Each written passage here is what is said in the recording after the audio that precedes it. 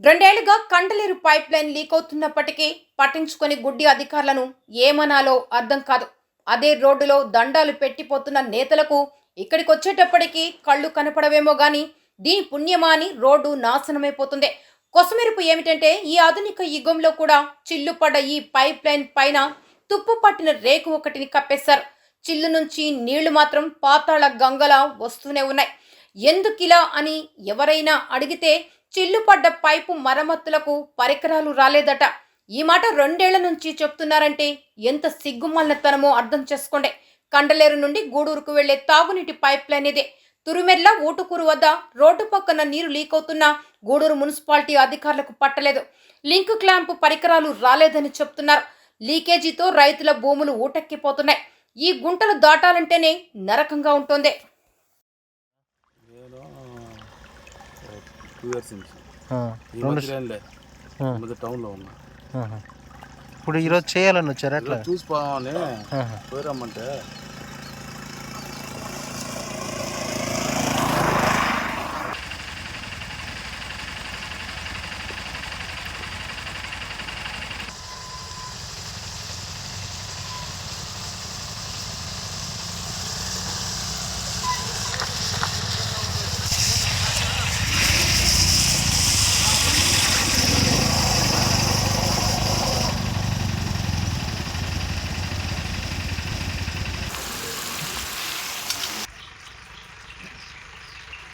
రైతులు చాలా ఇబ్బంది పడుతున్నారు. చాలా రోజులైంది నాకు చెప్పి.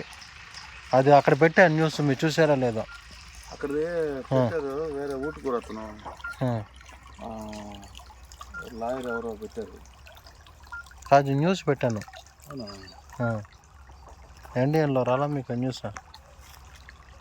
ఎన్డీఎన్ నాదిగా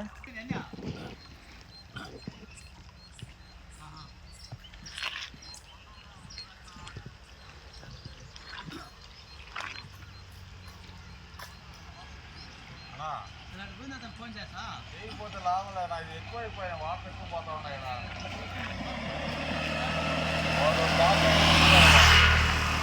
కరెక్ట్గా పేపర్ కూడా వీడియో తీసాడు. మాట్లాడతాడు, ఒకసారి మాట్లాడు. ఎన్డీఎం తీసాడు.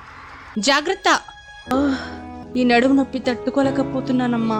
ఎక్కడ చూపించినా ఆపరేషన్ చేయాలన్నారు. 2-3 నెలలు రెస్ట్ తీసుకోవాలి. ఇంటి పనులకు కూడా కష్టమవుతుంది కదా, పైగా చిన్న పిల్లలున్నారు. మా ఇంటి పక్కన సుజాత ఇలానే బాధపడుతుంటే మన నెల్లూరులోనే జీవీపీ బ్రెయిన్ అండ్ స్పైన్ సెంటర్లో డాక్టర్ జి వెంకటేశ్వర ప్రసన్న గారిచే కోత లేకుండా ఎండోస్కోపీ ఆపరేషన్ చేయించుకుని 1-2 రోజులలోనే ఆమె పనులు ఆమె చేసుకుంటూ ఆనందంగా ఉన్నారు. GVP brain and spine centre, Sunny market, Nellore.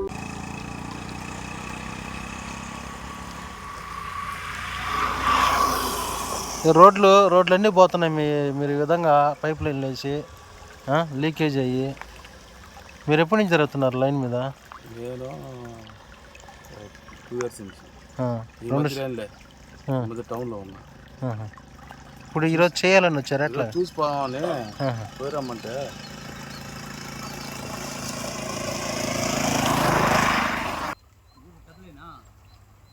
అది గూడూరు పోయింది. సైడ్ వస్తుంది లైన్. మొన్న ఆడ సన్నగా ఒకే దగ్గర ఉన్నట్టుంది. ఇప్పుడు